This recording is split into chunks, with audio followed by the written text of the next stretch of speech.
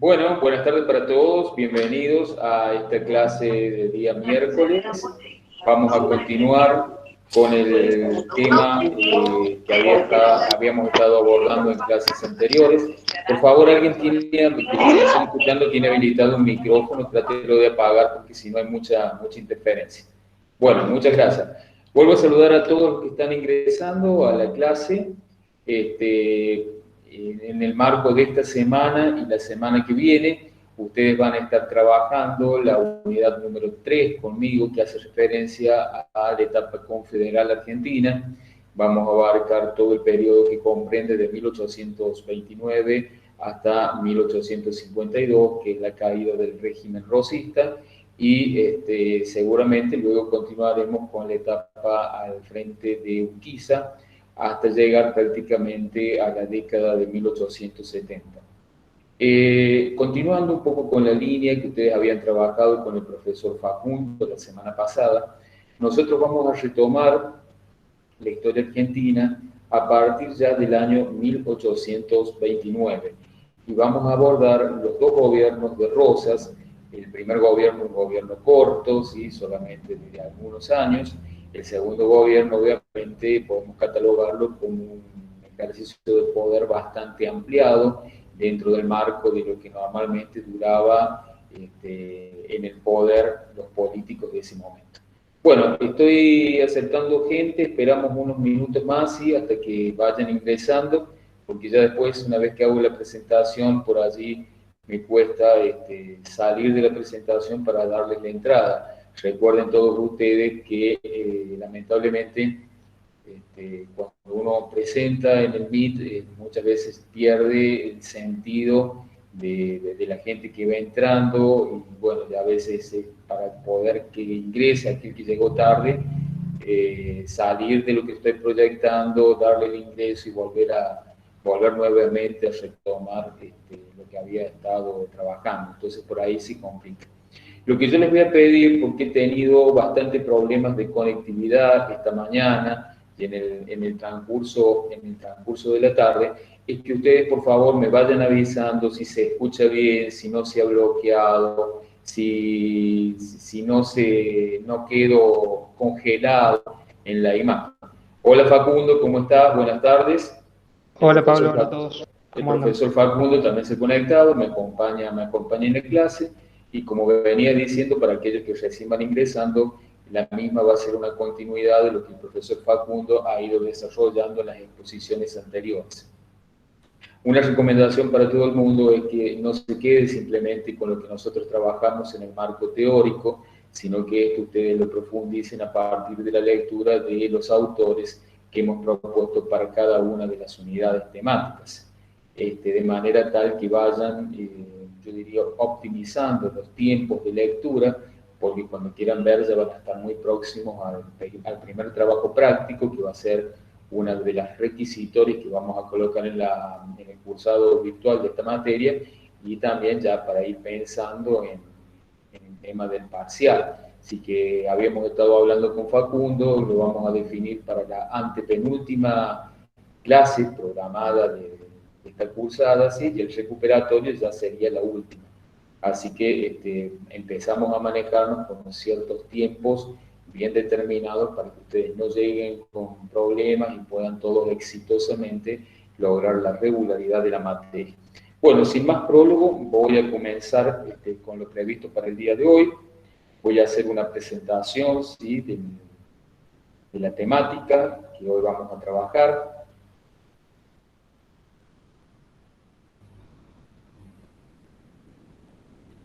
Como siempre les pido, del otro lado, por favor, necesito que alguien me confirme por micrófono si están observando bien el power que yo voy proyectando.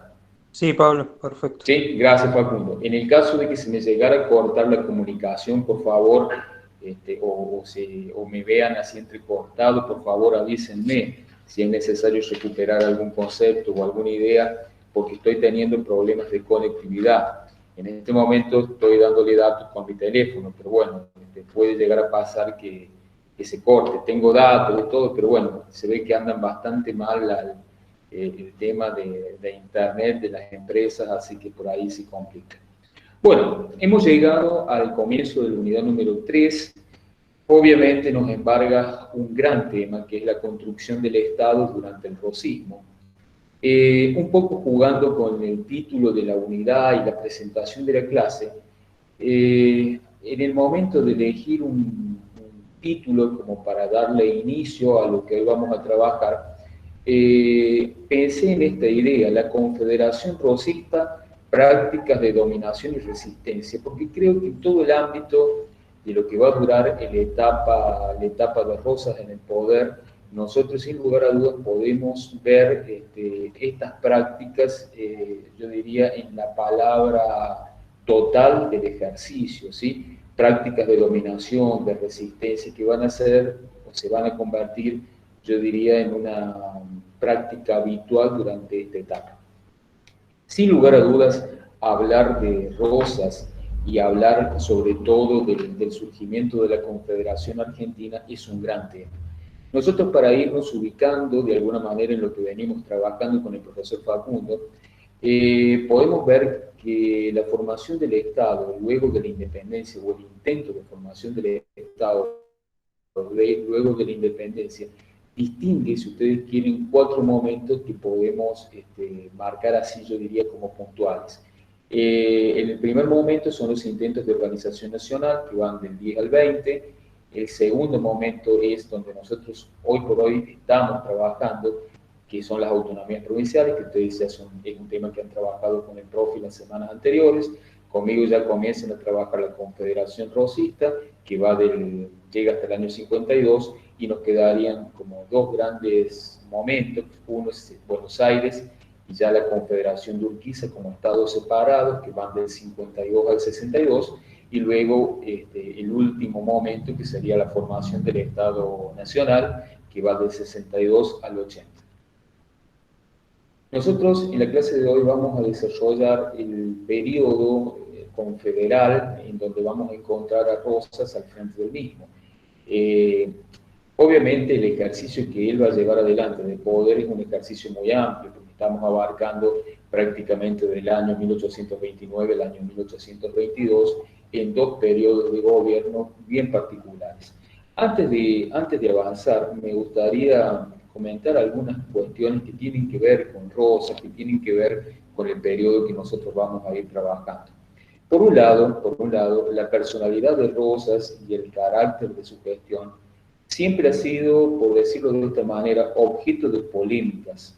Objeto de polémicas, diferentes historiadores han trabajado distintos conceptos, ideas que se vinculan mucho con este tiempo histórico, conceptos como caudillismo, conceptos como dictadura, la idea de tiranía, la postura del defensor de la soberanía, el hombre que imprimió el terror, la barbarie, son de alguna manera conceptos antagónicos que se encuentran, yo diría, en permanente pugna o en permanente lucha, dependiendo obviamente de la mirada del historiador que se focaliza en los mismos, ¿sí? Por eso el periodo rosista siempre, en líneas generales, ha dividido la opinión de los historiadores argentinos, ¿sí? Y de la forma en que se ha entendido al rosismo, que por ende es una forma muy particular. Vamos a encontrar gente que apoya la gestión que llevó Rosas, apoya sus prácticas de gobierno, y hay otros que han sido obviamente muy críticos de lo que este hombre llevó adelante ya en el siglo XIX durante el gobierno que él estuvo, ¿sí? Ya sea en un primer periodo o en un segundo periodo en la provincia de Buenos Aires. Eso es como para ir marcando un ámbito de diferenciación, a lo mejor con otros personajes de la política del siglo XIX. Nadie ha sido tan debatido, tan discutido como Rosas, y lo sigue siendo aún hoy en el marco de los estudios historiográficos, ¿sí? Sobre todo cuando comienzan a salir por ahí algunos aspectos de su pensamiento y de su acción, sobre todo en este tiempo, y entran en tela de debate. No quiero profundizar más de eso porque obviamente la idea no es llevar adelante un debate historiográfico y poner en tela de juicio lo que él hizo o dejó de hacer en el momento que le tocó gobernar Buenos Aires y convertirse en el hombre fuerte de la Confederación. Acá en líneas generales vamos a ir marcando aspectos que yo creo que son sustanciales del ejercicio de gobierno que tuvo en Buenos Aires en 2 periodos y ver algunos elementos a la luz de diferentes autores que nosotros hemos propuesto, de los cuales considero ustedes van a, por lo menos, llevarse algunos conceptos que van a clarificarles el panorama de esta etapa y que seguramente van a profundizar a partir del trabajo con los materiales de lectura sugeridos. Bueno, para ir comenzando, vamos a ver que durante toda la etapa de la Confederación Rosista hay un predominio político y económico de Buenos Aires, algo que ya el profesor Facundo Corbalán estuvo trabajando en la clase anterior, en donde les decía la importancia que había cobrado el puerto de Buenos Aires dentro del marco del comercio de ese momento. Es muy interesante la perspectiva que marcaba Facundo acerca del rol mediador que tiene Buenos Aires entre esta idea, los productos que llegan de afuera, sí, del exterior, y que tienen como un polo de comercialización, y aquellos productos que llegan del interior del país y que buscan de alguna manera comercializarse en un mercado interno. Y obviamente Buenos Aires les daba esa posibilidad, no solo porque Buenos Aires tenía el puerto de la aduana, sino que demográficamente era el territorio más poblado en ese momento de lo que se llamaba las Provincias Unidas. Ya en el marco de lo que él hablaba, de que cada provincia había asumido su soberanía como Estado autónomo, Estado independiente. Algo para destacar, que Facundo también mencionó, fue la importancia que tuvo el Congreso Constituyente de 1824. Si bien este Congreso no logró el objetivo perseguido, que era sancionar una Constitución, sí tuvo una tarea, podemos decir, de carácter legislativo sumamente importante, que se va a vincular directamente con el ingreso de la Banda Oriental, la posterior Guerra del Brasil, todos elementos o puntos de trabajo que ustedes ya conocen. La idea es rescatar esto. En ese Congreso Constituyente de 1824, la representatividad de las relaciones exteriores de las provincias unidas va a quedar en manos del gobernador de Buenos Aires. Ya para el año 1829, con la llegada de Juan Manuel de Rosas al poder, con la llegada de Juan Manuel de Rosas al gobierno de Buenos Aires, vamos a ver que esto le va a dar como un plus al protagonismo que Rosas va a tener durante toda la etapa. Por otro lado, también es muy importante entender en ese momento la importancia que tiene, vale la redundancia, el tema de la aduana y el tema fundamentalmente del puerto de Buenos Aires en el marco de, yo diría, podemos decir, el comercio que se daba en ese momento, ¿sí? Y por el cual Buenos Aires se había convertido tal vez en el polo de atracción económico más importante que tenía el territorio hasta ese momento.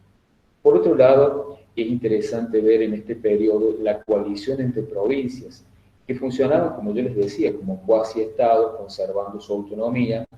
¿Sí? Recuerden que ya la autonomía, muchas de estas provincias para el año 1820 la habían obtenido, y que no tenían una constitución compartida, o sea, no había un orden constitucional, un orden central, por llamarlo de esta manera, sino que cada provincia había adquirido su soberanía, había dictado constituciones propias, o por lo menos ciertos instrumentos legales que les permitían, de alguna manera, poder gobernar sus territorios, impartir justicia y, sobre todo, por ahí librar acuerdos y pactos con provincias vecinas o con territorios vecinos a fin de mejorar en algunos momentos el tema de la transitabilidad por los territorios En otros casos, sobre todo con las provincias del litoral, el tema de la navegabilidad de los ríos, que era muy importante, sobre todo para el litoral, teniendo en cuenta esta idea de poder vincularse con buques o naves extranjeras que a lo mejor ingresaban por el Río de la Plata, por el Paraná y llegaban a los puertos del litoral para la comercialización.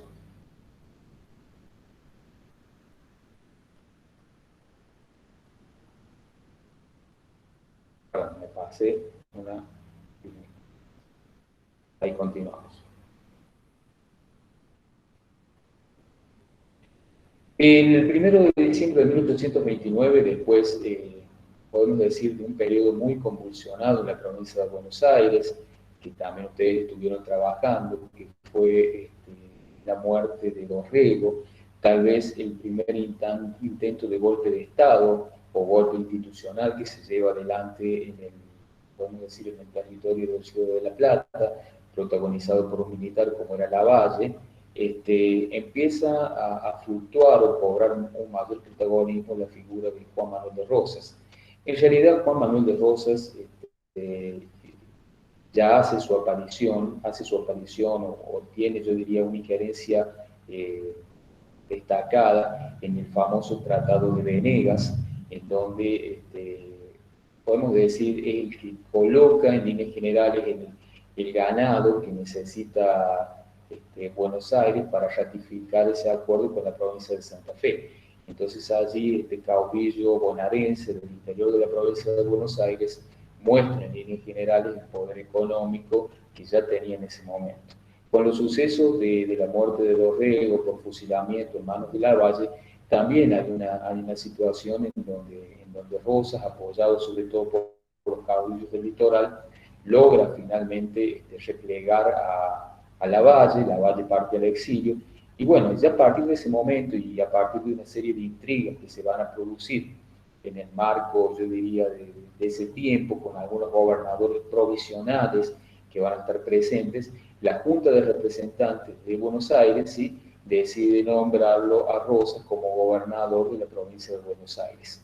En el marco de una situación, yo diría, muy compleja a nivel político y social, una situación, llamémosle, de lucha, una situación, llamémosle, de desorden, Rosas viene a imponer el orden, a imponer la justicia. Por eso se le da un título muy particular, que es el restaurador de las leyes y las instituciones de la provincia de Buenos Aires. Más allá de esta situación que yo les estoy marcando, podemos decir que esa misma Junta de Representantes le termina entregando a Rosas las denominadas facultades extraordinarias. Las facultades extraordinarias no era otra cosa que la capacidad de contar en su poder con con el ejercicio de lo que hoy sería el poder legislativo y el poder ejecutivo de la nación. O sea, Rosas estaba facultado a sancionar leyes y a poder aplicarlas, dependiendo obviamente de las necesidades que en ese momento tuviera la provincia de Buenos Aires. En este primer gobierno, Rosas hace su primera experiencia a nivel político. Él era un estanciero de la parte sur de Buenos Aires, prácticamente carecía de experiencia política, por lo tanto, también este primer ejercicio de gobierno a él le va a simbolizar contactarse, por decirlo de esta manera, con una forma diferente de gobierno que hasta ese momento no había estado acostumbrado a desempeñar. Sobre todo, tengan en cuenta que lo único que había gobernado en ese momento era su estancia. Entonces es muy diferente manejar y gobernar una estancia a gobernar una provincia.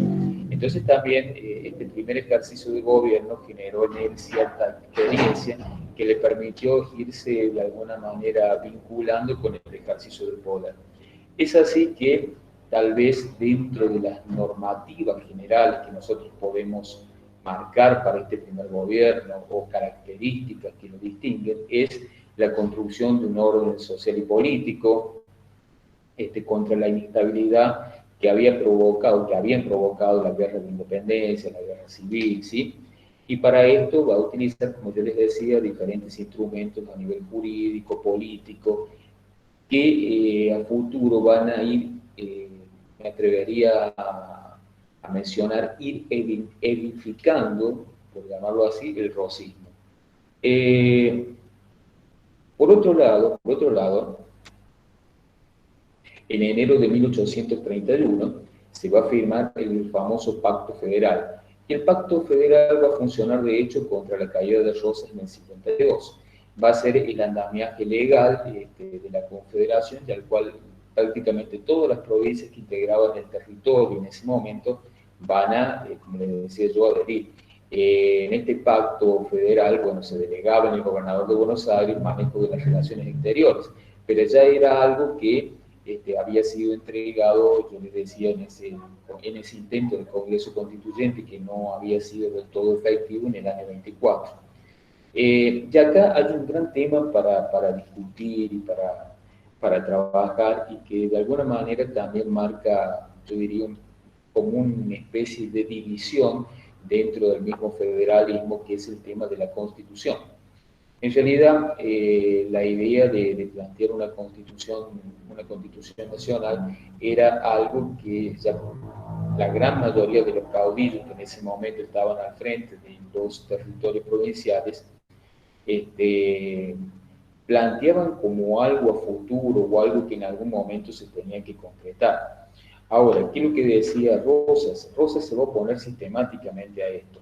Yo digo fundamentalmente porque el hecho de sancionar una constitución simbolizaba también una quita de poder más que interesante de la figura del restaurador, y también simbolizaba para Buenos Aires ya no contar exclusivamente con los ingresos aduaneros o los ingresos portuarios, que le daban muy buenos dividendos a la ciudad, porque ya el hecho de marcar una constitución simbolizaba en líneas generales que estos ingresos debían repartirse equitativamente según las necesidades que los distintos lugares del territorio tenían. La ausencia de una constitución es también algo que se ha debatido en muchas ocasiones. Hubiera significado el reparto de las tierras aduaneras al resto del país, la pérdida de la hegemonía porteña por estos elementos que yo les decía, pero también Rosas sabía que toda la sociedad postrevolucionaria era como un hervidero de pasiones políticas, ¿sí? De ahí su fervorosa oposición al tema también constitucional. Y que él se resguardaba diciendo que a lo mejor todavía el pueblo no tenía la suficiente madurez política como para poder sancionar un texto constitucional, o no estaba dado el tiempo preciso para sancionar un texto constitucional, dado que todavía no estaba presente el orden, ya había mucha conflictividad que debía subsanarse y que debía de alguna manera pacificarse. Entonces se negaba a utilizar este elemento. Esto se entiende en la figura de Rosas porque también el hecho de no sancionarse una constitución, el hecho de no establecer un gobierno central, un sistema político, le daba en su figura un gran poder, empezaba a tener un gran poder que excedía por ahí los límites del ejercicio del poder ejecutivo provincial que ya ostentaba en este primer gobierno en la provincia de Buenos Aires. Siempre la personalidad en líneas generales de Rosas ha sido asociada, como yo les decía a un comienzo, a diferentes conceptos. El concepto de caudillismo, el concepto de dictadura o tiranía, el concepto de terror y la barbarie, un concepto más vinculado a la clase, a lo social, que es la clase terrateniente, y la estancia, el populismo y el paternalismo, que en líneas generales Facundo trabajó la clase pasada cuando hablaba de esa pérdida o de ese paternalismo que había simbolizado el rey y podemos decir el cabildo, y cómo había sido de alguna manera suplantada por el caudillo y por estos estancieros o por este nuevo sector social que va a surgir y que va a ser protagonista durante la etapa de Rosas. Y también esta idea del defensor de la soberanía. Por un lado, siempre se ha debatido si Rosas representó los intereses de la clase terrateniente.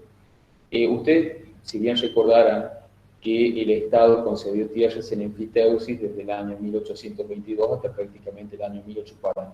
Freno un poquito ahí porque me parece que me están pidiendo ingresos y de ahí continuamos. Sí, efectivamente, alguien me estaba pidiendo ingresos. Bueno, venimos bien hasta ahí, ¿me van entendiendo? ¿Me van entendiendo? Voy avanzando entonces.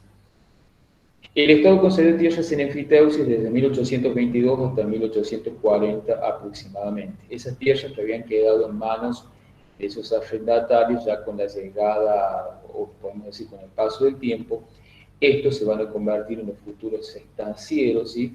Que va a tener el territorio y podemos decir se va a convertir en la nueva clase social ya con la llegada de Rosas, que va a suplantar a los viejos patricios o aquellos sectores que habían encabezado el proceso de revolución de independencia. Durante el rosismo va a crecer la actividad ganadera bonaerense, sobre todo las exportaciones, y se van a desarrollar algunas industrias del interior que van a ser protegidas por lo que Rosas va a sancionar más adelante y que ya voy a explicar, que es la ley de aduanas del año 1835. En líneas generales, si nosotros nos focalizamos en la principal actividad económica que van a desarrollar las estancias, sobre todo el sur de la provincia de Buenos Aires, sin lugar a dudas viene la impronta de la primera unidad productiva que va a tener en ese momento suma importancia, que es la estancia. Y dentro de la estancia vamos a encontrar a los ganaderos. En ese momento, uno de los principales productos que exportaba Argentina hacia otras naciones eran los productos que se daban en esta unidad, ¿sí? Era el cuero, que era el charqui, que no es otra cosa que carne salada, pequeños filetes de carne sometidos a un proceso de salación que permitían la conservación del alimento, y el cebo es la grasa que generalmente se utilizaba para la fabricación de velas y jabones. En este marco, buques de bandera inglesa y en menor medida francesa venían y compraban estos productos. Pero el comercio, por ahí, o el marco comercial que siempre se ha vinculado a la exportación de estas materias primas, es por ahí, desde el punto de vista conceptual, muy particular. A ver, si bien se vendía cebo, cuero y charqui, lo que normalmente llegaba a Europa y que se utilizaba para la fabricación de prendas de vestir o de calzado era el cuero. El cuero sí era bien valorado, sobre todo en Inglaterra, pero bueno, otras naciones de Europa, pero lo que era el cebo y el charqui formaba parte de una economía que yo podría denominar de cabotaje. O sea, había buques que llegaban al puerto de Buenos Aires, vendían mercancías, se llevaban nuestros productos y a lo mejor esos productos los terminaban revendiendo o cambiando por otras materias primas en los puertos de Brasil o, por qué no, en los puertos ya de Centroamérica, fundamentalmente en el puerto de Cuba. A ver, ¿por qué se intercambiaba? Y se intercambiaba normalmente por lo que eran otros elementos que tenían, o materias primas que tenían un valor agregado mucho más grande en Europa.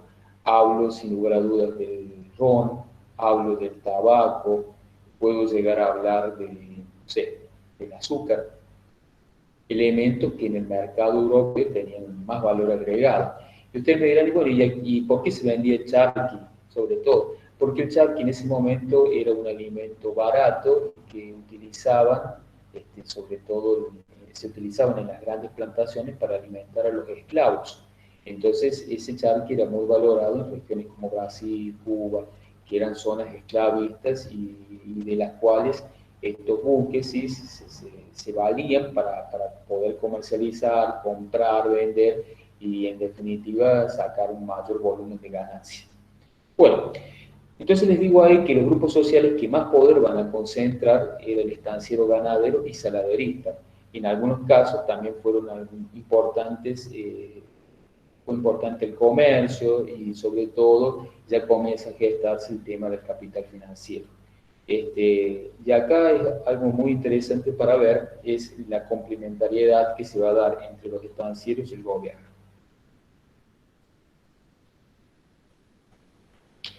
Dentro de este nuevo sector social, este nuevo sector de ganaderos, vamos a ver también que hay tensiones estructurales, para llamarlo de esta forma, con las clases propietarias, ¿sí? Uno de los principales problemas es el problema de la seguridad de la frontera, otro de los problemas es la escasez de mano de obra, otro de los problemas es de las masas insubordinadas, y eran cuestiones que el rosismo tenía en cierta manera que resolver. Antes de llegar al tema de la resolución de estos problemas, en líneas generales, el gobierno que lleva adelante Rosas, su primer gobierno, es un gobierno ordenado. Si bien le faltaba experiencia política, Rosas empieza a llevar adelante una muy buena gestión, ¿sí? Que le vale el apoyo de diferentes sectores de la ciudad, de aquellos sectores pertenecientes a una élite o un sector acomodado, y también comienza a vincularse con ciertos sectores más bajos de la población que no habían sido tenidos en cuenta hasta ese momento. Su tarea de gobierno va a ser buena, va a implementar una serie de leyes que van a asegurar el orden, la pacificación en el territorio, no va a tener muchos problemas económicos, va a crear pueblos hacia el sur. Todo eso funcionó a las mil maravillas hasta el año aproximadamente 1832, cuando esa junta de representantes que lo había nombrado como gobernador tiene la necesidad de volverlo a ratificar en el mismo puesto, pero considerando que Buenos Aires estaba pacificada, de que no había ya conflictos internos, que no había guerra civil y que reinaba, entre comillas, la paz, deciden no renovarle lo que se denominaron las facultades extraordinarias. Ante esa decisión de no renovación, muchos autores coinciden que Rosas decide directamente dejar el poder, porque según él carecía de instrumentos políticos y jurídicos para poder gobernar. Y a partir de ese momento abandona, se puede decir, la gobernación de Buenos Aires y se marcha a lo que en ese momento se conocía con el nombre de campaña. Este periodo, que va aproximadamente del finales del 32 hasta el 35, ¿sí? Podemos decir 34 y 35, es conocido o nombrado por muchos autores como el interregno.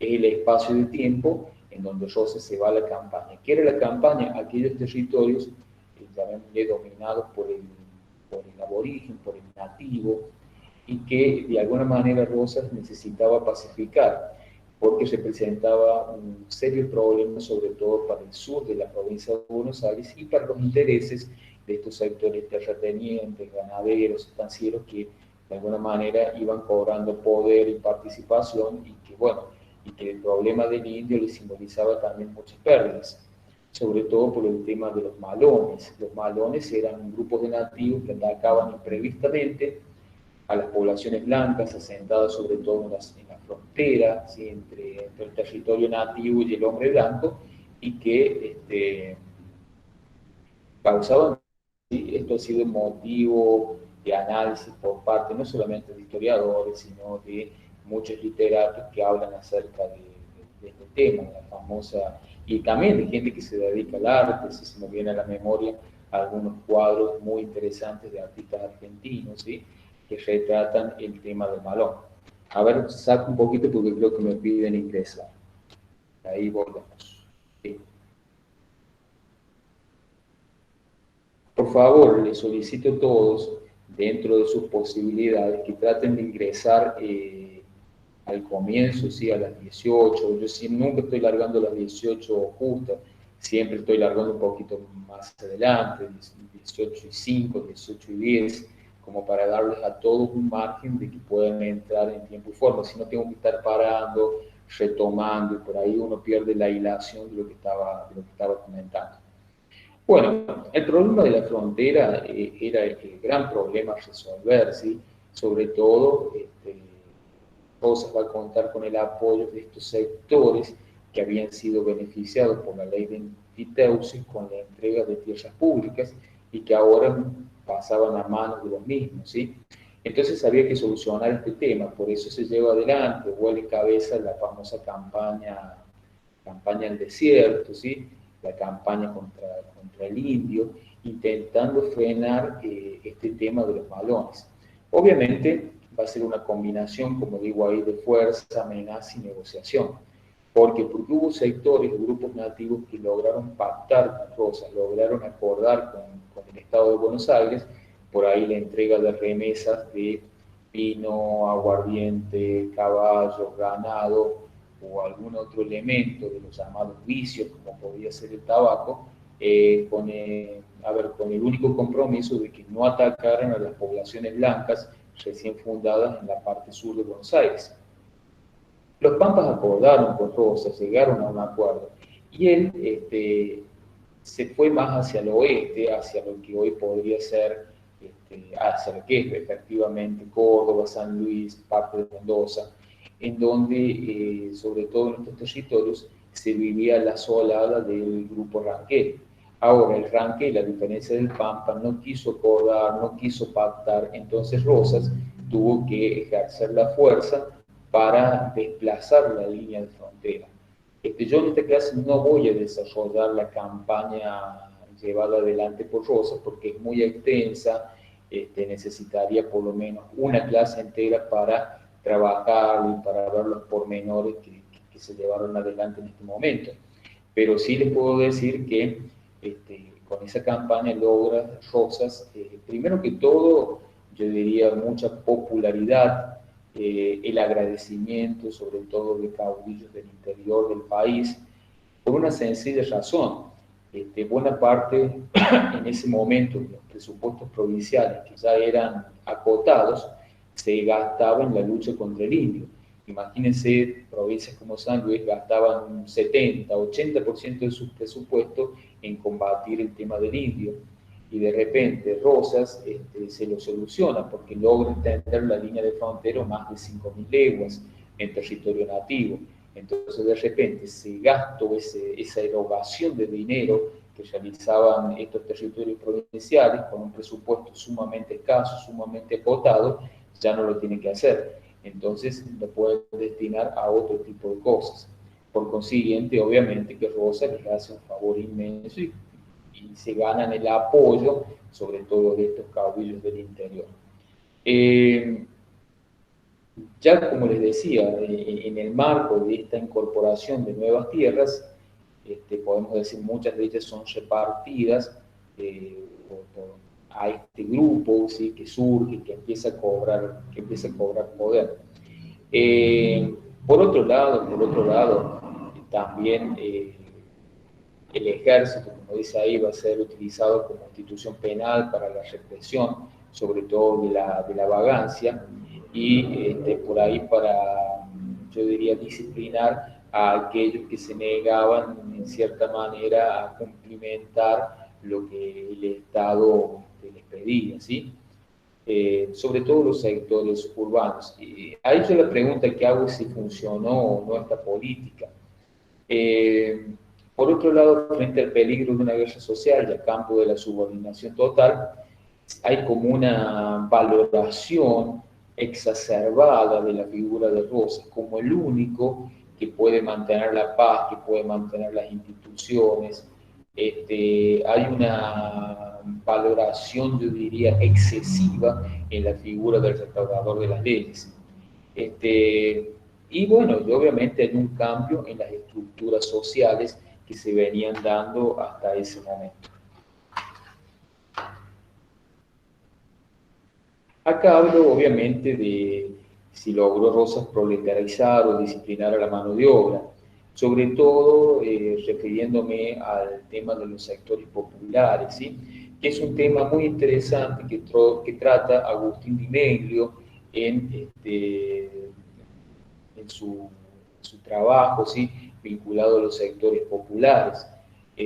Sobre todo acá hace referencia a la mano de obra rural masculina y las formas de reclutamiento que en ese momento tuvieron, ¿sí? Aquellos que estaban destinados o condenados a algún delito, los levados eran aquellos sublevados que eran reclutados por la fuerza, enganchados que ingresaban voluntariamente por adelanto a la promesa de pago de dinero. Toda esta mano de obra sí se disciplinó, y muchos de ellos fueron destinados al ejército y en otros ámbitos destinados al trabajo vamos a decir, en la zona rural, ¿sí? Obviamente no logró, como yo digo, disciplinar, van a continuar los robos, la desobediencia y en algunos casos la violencia contra los superiores. En este marco de este primer gobierno, de Rosas, yo también marco como interesante algunos elementos que creo que son claves también para tener en cuenta. Después de la conquista del desierto, sí, o en el marco de la conquista del desierto, la situación en Buenos Aires era bastante particular. Si vamos a la sucesión de gobernadores que van a estar presentes en la provincia, vamos a ver que ya hay una sola mirada política que es el federalismo, pero el federalismo porteño termina fraccionándose como en dos grandes líneas. Estas líneas por ahí están diferenciadas por lo siguiente: aquellos que adhieren al restaurador, que son los llamados apostólicos, y aquellos que adhieren a un federalismo que podría decir más atemperado, un federalismo más de carácter constitucionalista, que son los partidarios de Balcarce. En ese marco, mientras Rosas está en el poder, podemos decir que ejerce una influencia muy importante su mujer, que era Encarnación Ezcurra. Sobre todo, Encarnación juega un papel político, yo diría, protagónico, porque tal vez si la comparamos o tratamos de hacer una analogía con el presente, esta mujer la podríamos definir como, como aquella que lleva adelante, la responsable de la campaña política de Rosas, para que él pueda volver o retornar nuevamente al poder de Buenos Aires, ¿sí? Y efectivamente, Encarnación Ezcurra va por todos los medios a intentar reivindicar la figura de Rosas y que no se fuera de la mente, sobre todo de los pobladores de la provincia de Buenos Aires, y que estos observaran que el único que podía controlar, manejar y pacificar y llevar a buenos destinos el gobierno porteño no era otro que el restaurador de las leyes. Es así que Encarnación Ezcurra va a iniciar, yo diría, una serie de intrigas que se van a dar en el marco del tiempo previo al año 1835, que van a ir permitiendo, yo diría, cobrar fuerza a la idea de un retorno de Rosas a un segundo gobierno. Sobre todo, Encarnación Ezcurra va a ser la encargada de la organización de lo que se llamó la Sociedad Popular Restauradora. Y acá es muy interesante la denominación que esta sociedad ha tenido, Sociedad Popular Restauradora, porque en definitiva es la primera vez que se utiliza el término popular para hacer referencia a otros sectores sociales que habían estado excluidos, no digo de la participación política, porque en ese momento obviamente no se votaba, no había una gran participación ciudadana como podemos tener hoy, porque no se generaba un sistema con esas características, pero es interesante por ahí la visión de Di Meglio en relación a la participación de sectores excluidos, sobre todo aquellos sectores vinculados, por ejemplo, al gaucho, a los peones rurales, a la gente que trabajaba en la ciudad, no sé, se me ocurren los esclavos, se me ocurre aquel pequeño comerciante, un vendedor de velas o de determinados artículos de consumo que generalmente los vecinos de Buenos Aires adquirían. O sea, aquellos sectores más marginales, más desprotegidos, comienzan en cierta manera a ser tenidos en cuenta, ¿sí? Y a partir de allí podemos decir que a futuro Rosas logra legitimarse en el poder, ¿sí? Estos sectores sociales, sumado a este grupo político, económico-político, que son los estancieros, le van a permitir a Rosas llegar y sustentarse en el poder. Por otro lado, esta serie de intrigas que va a crear Encarnación Escura llevan a la llamada revolución de los restauradores, en donde finalmente por presiones de estos grupos, en los cuales contabilizamos a un grupo que era, podemos decir, el brazo armado de esta sociedad restauradora, que era la Mazorca, van a propiciar que estos federales que se habían mantenido en el poder durante el tiempo que Rosas había estado en campaña, dejen el mismo y la Junta de Representantes, de alguna manera, decida en su reemplazo nombrarlo finalmente a Rosas para un segundo periodo ya en el año 1835. Yo estoy haciendo, obviamente, una síntesis muy rápida, muy rápida del periodo. Yo lo que les pido a todos es que ustedes traten de profundizarla o de ampliarla en la, diría yo, en la lectura de los diferentes materiales propuestos para el trabajo ya con esta etapa. Avanzando un poquito más en el tema, entonces Rosas para el año 1835 llega al poder de Buenos Aires, y nuevamente a un segundo gobierno, y en esta instancia vamos a verlo que él va a estar en el mismo casi durante 17 años. Y ahí viene este gran debate, esta gran idea que autores como Agustín Di Meglio de alguna manera se han planteado acerca de esta idea de tirano o dictador. Podemos decir que para aquellos que de alguna manera eran defensores de Rosas, ¿sí? Aquellos que adherían a la política de mano dura que Rosas implementaba, Rosas era considerado a lo mejor un dictador, ¿sí? Porque a ver, la idea es esta, que la trabaja muy bien Di Meglio: para salvar a la patria se anula todo el sistema institucional, ¿sí? Y por eso, desde el marco legal, a Rosas podríamos denominarlo como un dictador, ¿sí? Más bien al estilo romano.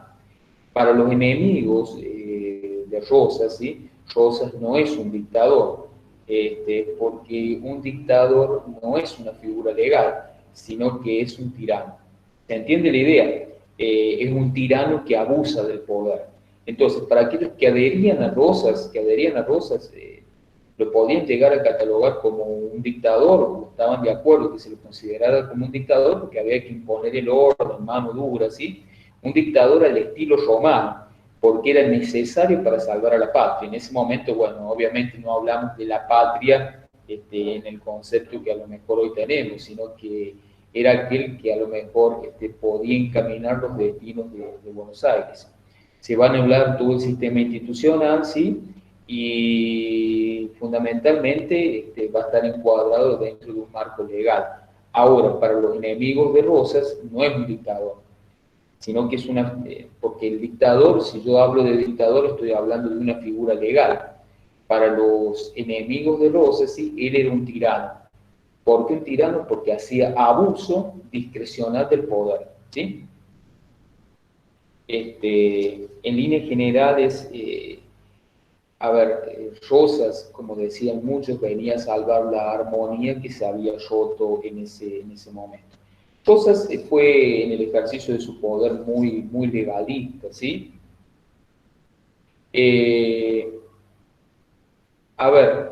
Podemos decir que ya en su segundo gobierno presenta ciertas características que van a ser comunes durante todo el periodo. La unanimidad política es uno de ellos, ¿sí? Debe existir un solo color en relación a la adherencia, por ejemplo, al federalismo. De ahí la importancia que va a cobrar en este segundo gobierno el uso de la divisa Punzó, o sea, esa cinta de color rojo que tenían que usar todas las personas que habitaban la provincia de Buenos Aires. Podía salir desnudo, pero no te olvidaras la cinta punzó, porque eso marcaba la pertenencia a una mirada política particular, ¿sí? Si no, te iban a considerar obviamente un unitario.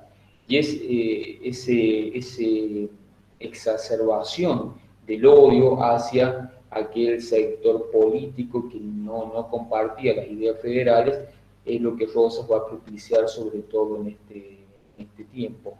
Prohibiendo lo que yo me animaría a decir, la disputa política, ¿sí? No hay posibilidad de discutir en el marco político, yo diría, ideas diferentes.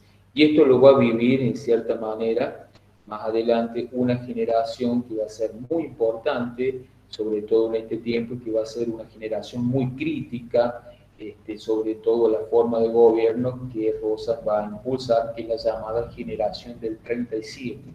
Una generación en su mayoría compuesta por intelectuales, gente que se había formado en la Universidad de Buenos Aires, ¿sí? Y que se había embebido con ideas que provenían obviamente del liberalismo, del romanticismo, y que propiciaban, yo diría, otro estilo, intentaban pensar otra forma de gobierno, un sistema político para ese entonces, que estaba muy alejado de este enfrentamiento que mantenía la mirada o el sector unitario con los federales, ¿sí?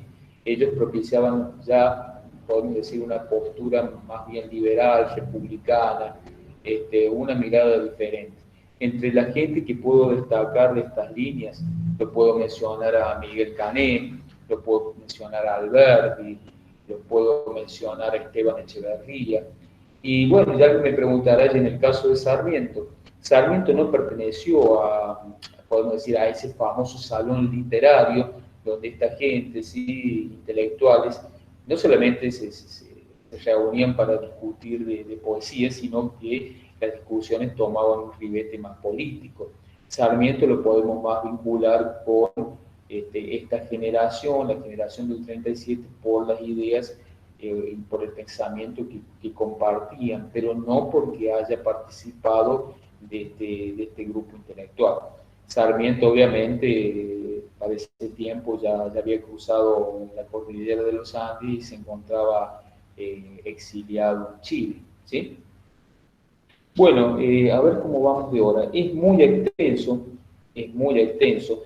Yo voy a llegar en esta primera instancia hasta acá, ¿sí? Habiendo abarcado el primer gobierno de Dictador y el inicio de su segundo periodo de gobierno. Para la clase siguiente vamos a abarcar lo que fue en definitiva su segunda instancia de gobierno y algunos aspectos claves que tienen que ver sobre todo con la política económica que él va a llevar adelante, la famosa, porque se lo cataloga como el famoso defensor de la soberanía, la importancia que cobra la ley de aduanas, los conflictos que va a mantener con otras confederaciones vecinas, llamo conflictos del orden interno, del orden externo, sí, con potencias extranjeras, pero también tuvo que sufrir por ahí ciertos problemas con territorios de lo que iban a ser a futuros países vecinos. Y un poco la lógica sobre la cual Rosas va a sustentar su poder durante 17 años y que dividen hasta el día de hoy, como les decía al comienzo, la opinión de muchos de los historiadores que se encargan de analizar y de trabajar el periodo.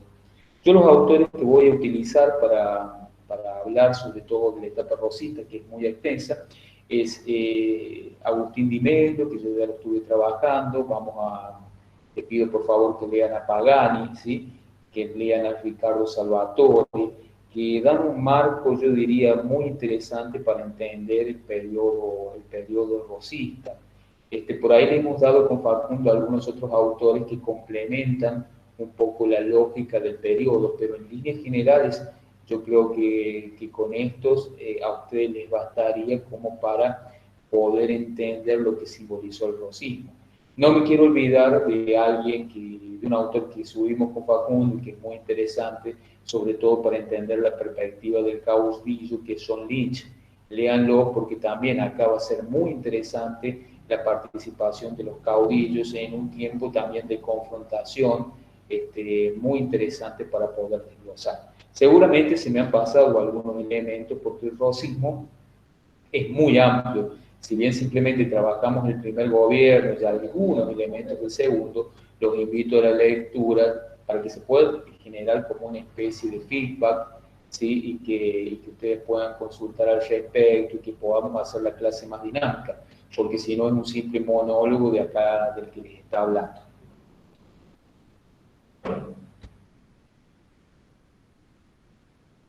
Bueno, chicos, hasta acá llegaríamos por hoy. No quiero hacer la clase muy extensa. Si hay necesidad de subir alguna clase sincrónica vinculada a este tema, nos queda por desarrollar el segundo gobierno de Rosas, pero seguramente va a quedar algo en el medio. Yo las voy a subir de forma sincrónica a la plataforma, tal como hizo Facundo, ¿sí? Para que ustedes puedan acceder a la misma y la puedan ver. Son las 19 horas. Voy a abrir el debate para aquel que quiera mencionar algo, para aquel que quiera preguntar algo o alguna cosa que no se entendió, para que vayamos también rompiendo el hielo, que ustedes se animen a preguntar. Como les digo, yo voy a hacer una explicación muy genérica, no voy a profundizar demasiado en algunos aspectos claves. Esa tarea les va a competir a ustedes al momento de trabajar con los diferentes autores. Bueno, no sé, ¿alguien quiere preguntar algo de las personas que me están escuchando? ¿Nadie? Bueno. Lo que yo se marcaba los otros días, sí, a ver, no sé si alguien conectó. No. Bueno, si no hay preguntas, entonces, que quieran hacer sobre la etapa, los invito a que vayan leyendo, a que vayan haciendo una revisión de la bibliografía que se ha estado utilizando para poder avanzar ya sobre el segundo gobierno y sobre aspectos importantes de esta etapa de la Confederación Rosista. Tal vez aquella que sea más rica en cuanto a cuestiones interesantes para trabajar y para tener en cuenta sea el segundo gobierno de Rosas. Así que yo los invito a la lectura para que la clase que viene sea más productiva en relación a las preguntas que ustedes puedan realizar de la etapa. Gonzalo Sopi me pregunta, ¿estaría que al final coloque la bibliografía utilizada?